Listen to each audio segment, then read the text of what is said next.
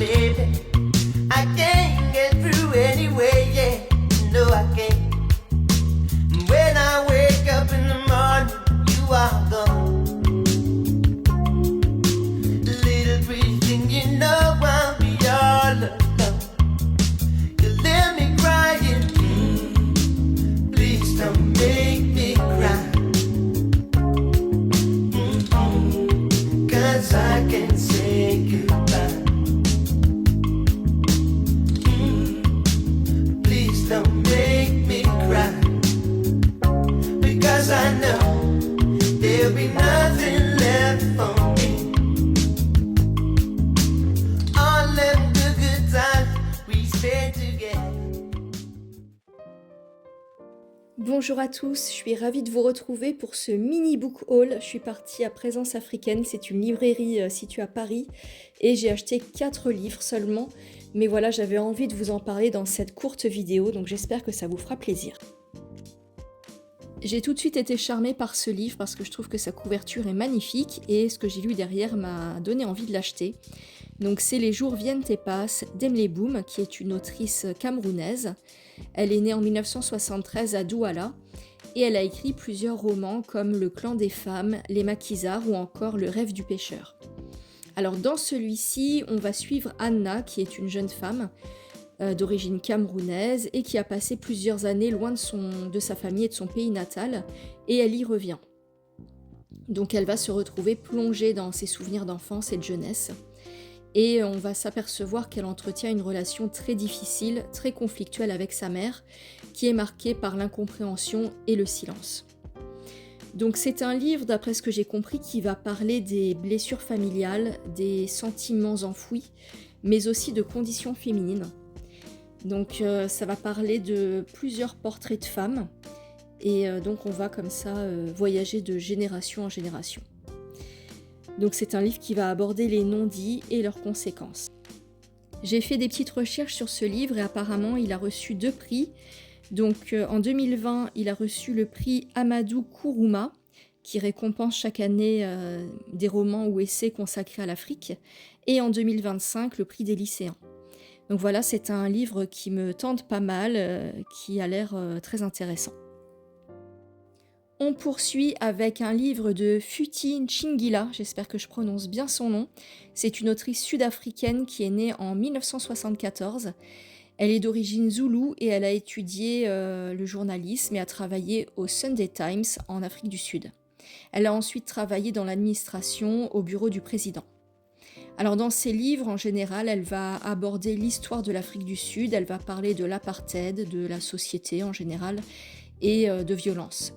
Mais aussi de sujets comme la pauvreté, le sida ou encore la mémoire collective. Donc c'est des sujets quand même assez lourds. C'est une autrice très engagée. Et là, dans ce roman, donc ça s'appelle « Alors toi aussi », on va y suivre une jeune femme sud-africaine qui est confrontée à son passé. Donc là encore, c'est une histoire de passé. Mais donc elle est orpheline et elle va découvrir en grandissant des secrets très troublants sur son passé et qui vont porter sur sa famille.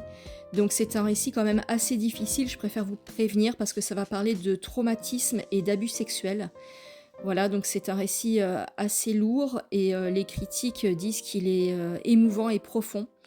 Mais il y a aussi toute une partie sur la résilience, donc je pense que ça véhicule quand même un message très positif. Donc voilà, un livre encore qui a l'air très intéressant et voilà, dites-moi ce que vous en pensez. Est-ce que parmi la sélection d'aujourd'hui, il y a des livres qui vous tentent et que vous aimeriez éventuellement lire? N'hésitez pas à me dire tout ça en commentaire. Le 3e livre dont j'ai à vous parler, c'est le livre de Jacques Roumain, Gouverneur de la Rosée, qui est son roman le plus célèbre. Alors cet auteur est aussi poète et intellectuel d'origine haïtienne. Il est né en 1907 et mort en 1944. Il a étudié en France et il s'est engagé très tôt dans la vie politique. Donc c'est un livre qui avait été présenté il y a de nombreuses années par une booktubeuse, mais je pense qu'elle a fermé sa chaîne. Elle en avait parlé, elle avait dit qu'elle avait beaucoup aimé ce livre, qu'il était passionnant, et du coup ça m'est resté en tête, et quand je l'ai vu dans la librairie, forcément ça m'a Ça m'a fait tilt et j'ai eu envie de l'acheter. Donc je sais pas du tout si vous vous rappelez de sa chaîne, je crois qu'elle s'appelait Marie, elle avait les cheveux courts.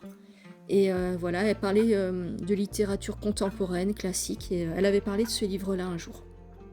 Donc en fait, c'est un livre qui va parler d'un village haïtien qui est frappé par la sécheresse et la misère. Et les habitants de ce village vont se disputer les rares ressources en eau qui restent. Et on va suivre un personnage principal qui va se mettre en quête de trouver une source d'eau afin de sauver les récoltes et de redonner espoir aux habitants. Et en parallèle, il va y avoir une histoire d'amour entre ce fameux personnage principal et une femme. Donc voilà, j'espère ne pas être déçue par ce livre et voilà, je suis contente de l'avoir trouvé finalement, parce que ça fait des années qu'il m'était resté dans un coin de la tête et voilà, donc c'était l'occasion. Et on termine par Marie Scondé, qui est une écrivaine guadeloupéenne majeure de la littérature francophone, qui est née en 1934 et décédée récemment en 2024. Elle a aussi enseigné la littérature dans plusieurs universités, notamment à Columbia.